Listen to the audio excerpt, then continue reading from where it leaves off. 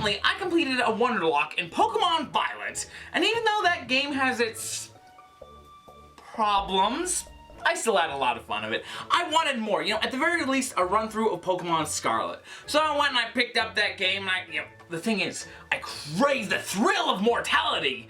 I gotta do a lock. But what kind of lock? I love Eevees. Let's do an Eeveelock. The Pokemon Eeveelock. I haven't really looked up if this exists prior to me. It probably does. But here's my rule set. We start off with 9 whole Pokemon. A bit OP in the early game, but in the late game, not so much. And unlike my last run, I didn't want to use all the same concessions. So we got no items, we got no switch mode, but I did make a slight alteration just to make sure that I could finish the video. That being, if one of my babies died, I could exceed the level cap by 1. Not a huge difference, but this makes it so if things go sideways, they don't go too sideways. Also, we gotta give it up to MVP Megan. I was telling her a bit about the Eeveelock and she said, "Hey, you want some Terra Shards?" And she actually gave each one of my Pokemon an amazing Terra type that would cover their weaknesses. At the time, I thought, oh, that's a good option to have. But by the end of the run, my thought process was a little more along the lines of, "Thank you, Megan, we were gonna die!" But with that said, let's introduce our 9 main heroes. I hatched all of these in my other game, so I actually had some shinies. Sterling, the Eevee. Glass, the Vaporeon. Jewel, the Jolteon. Mallard, the Flareon. Dewdrop, the Espeon. Inkspot, the Umbreon. Otter, the Leafeon. Kelvin, the Glaceon. And finally, Pharaoh, the Sylveon. Sitting atop the food pyramid, passing judgment on all the lesser foods. A brave and mighty crew. How far will they go? I just realized a lot of my Pokemon are just named after old dead white dudes. My one goal in this video is to defeat the most evil, despicable character in the game, Penny. She's basically Giovanni and Cyrus. She founded a terrorist group in this game, and she also claims to be the Eevee Queen. No, that is clearly Eve. Look, she's even got like a 3-shaped mouth, like an actual Eevee. So clearly, Eve is the queen. So since this is an open world, I'm gonna put off Katie until the very end, you know, as a joke. So I'm actually gonna go straight to Brassius. Well, actually, Route 1, because most of these Pokemon are level 1. The ones that evolved via level up got a small piece of candy and are level 4, but the rest are all level 1. Okay, well, Glass is actually level 35 because he was caught during an outbreak, so we won't be able to use him for a while, but sometimes that's just the price that you pay for a shiny. But yeah, we need to go to level 1, KO a bunch of Hot-Bips, just so we can survive the journey to Arizona. But once we make it there, we still need a few levels to face Brassius properly. And while battling a Squawkabilly, it let loose an aerial ace that turned out to be a critical hit. Come on, man, we haven't even gotten a single badge yet! Dewdrop, I'll miss your psychic typing and that sneaky power gem of yours, but most of all, Magic Bounce, that really sucks to lose. Well, I finished leveling up with no more fatalities and then roll up to Brassius' gym and do the stupid sunflower quest. And then I challenge him, and we implement the most devious technique in the arsenal. I call it the triple turn and burn. First Sterling goes in and turns on the sun. Then he turns tail and runs, and then Leafeon turns into a fire type. And then the burn. I guess we could have called it the quadruple turn because we turned the foe into a pile of ash.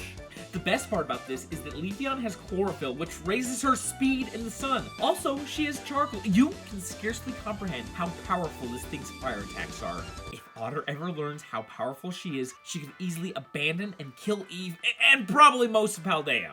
However, I did switch her out against Sudowoodo because he has Sturdy and a Rock-type move. I do not want to lose a creature as ruthlessly powerful as Otter, so I send in Umbreon and eventually the Sudowoodo crumbles.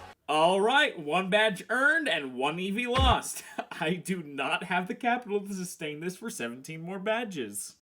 Now here I made a slight error. I took a break after the gym battle without healing, and when I came back, I decided that my next goal was the Rocky Cliff Face Titan, and I still didn't top off my HP or recharge my Terra Orb. I just jumped on the Titan and realized, oh, I'm probably gonna die. The only saving grace was that I sent in Pharaoh, who was attacked and had his cute charm activate.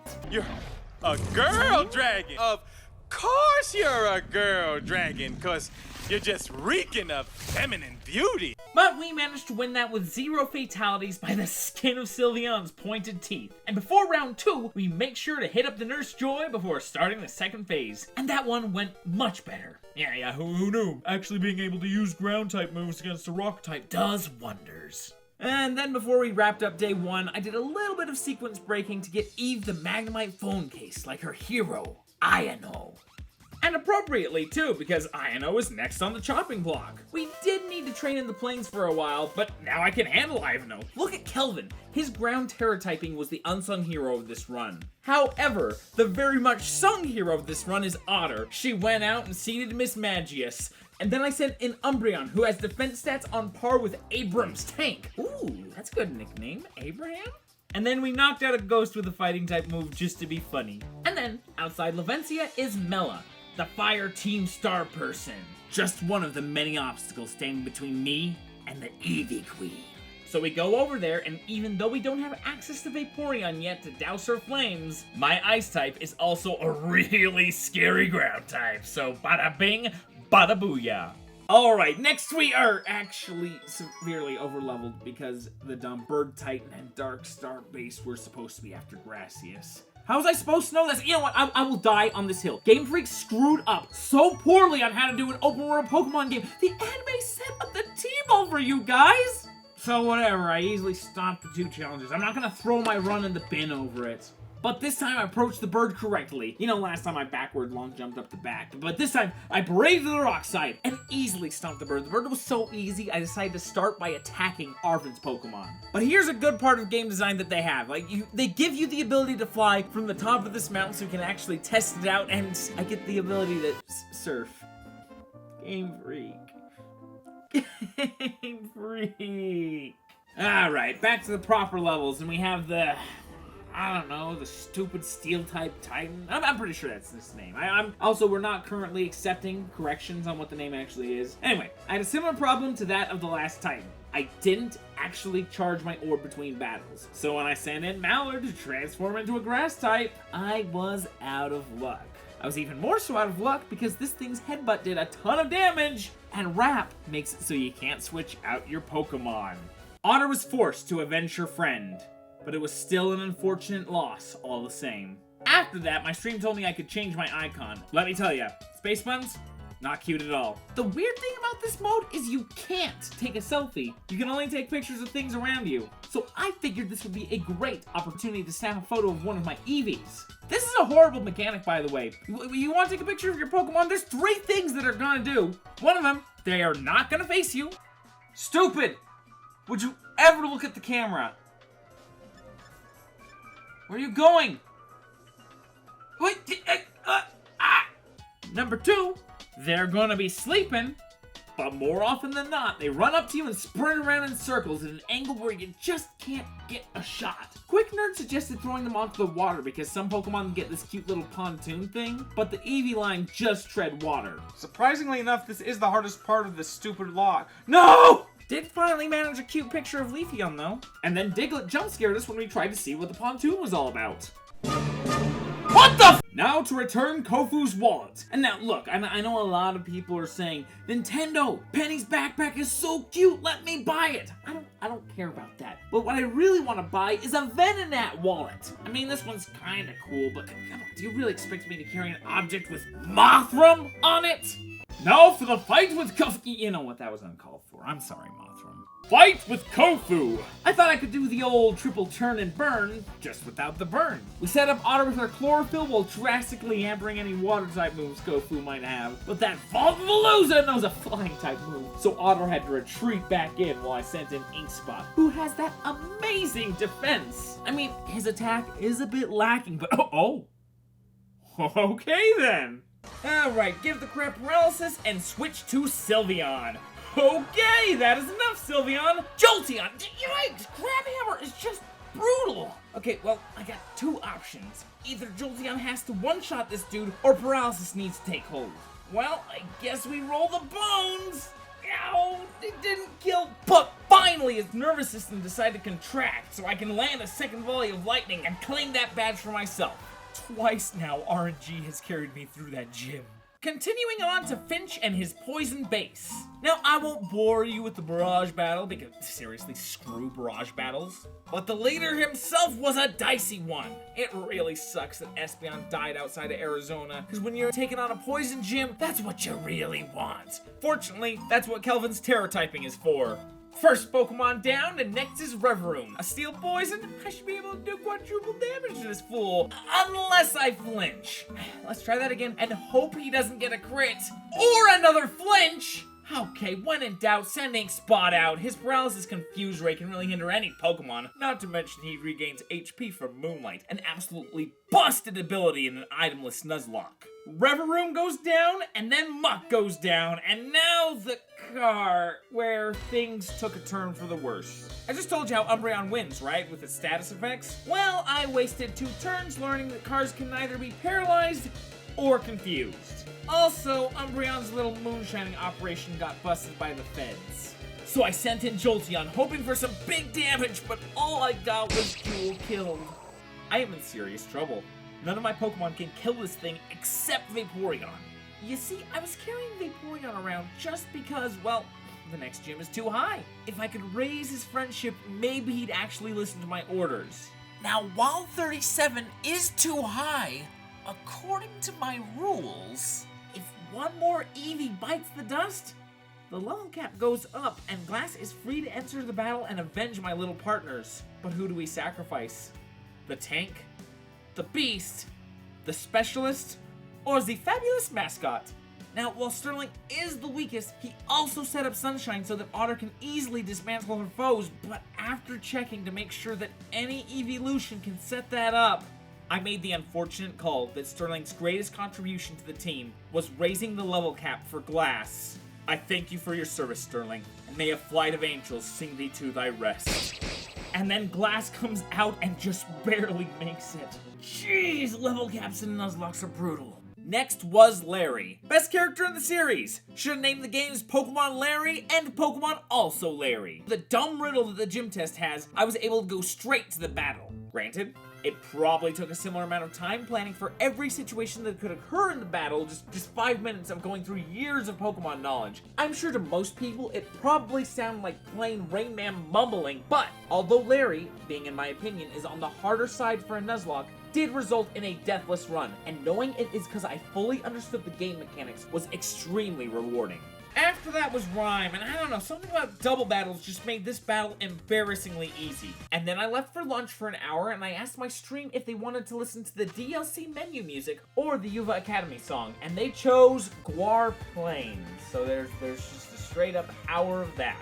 I honestly should delete that video. You never know when Nintendo will haunt me for having that up. Came back and killed the Mad Dog Fan. And as an added bonus, since I was using Surf, I was able to kill Arven's stupid Pokemon as well. Then we went to Tulip. Now, one sort of cheap thing I did was teach Calm Mind to Pharaoh. But when you embargo items, you take the advantages that you can get. The good news for me is that Psychic Pokemon try and use Special Attack. I was able to spam Calm Mind, practically outpacing them with my leftovers. And once I was maxed out, I planned on baton passing, but hey, I have a good thing going for me. So I kissed them to death and then used Stored Power with 12 stages. Not to mention that 6 of those stages contribute to ×4 damage. Who cares if it's not very effective when it's a blunderbuss full of flaming snakes?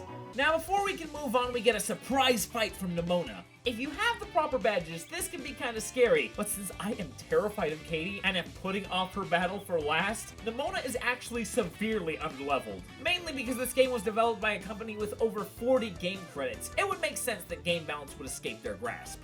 And even though she poses no real threat, the Lycanthrox Sand attacked, so I missed 2 attacks, and then the constant rock slides flinched me twice. I almost did lose a Pokemon here, but I lost enough of my Pokemon in my last run to this fight, so I'm okay with announcing 0 fatalities this time. Maybe the 8th gym will claim a life. You see, the plan was to triple turn and burn. All of the Pokemon are ice after all. The problem is that this moth can use Bug Buzz or Blizzard. Now, I have Vaporeon setting up the sun. My hope is that it won't possibly use Blizzard on a water type, right? Leafeon should be able to very easily switch into Bug Buzz. Ooh, I forgot Bug Buzz is gonna be super...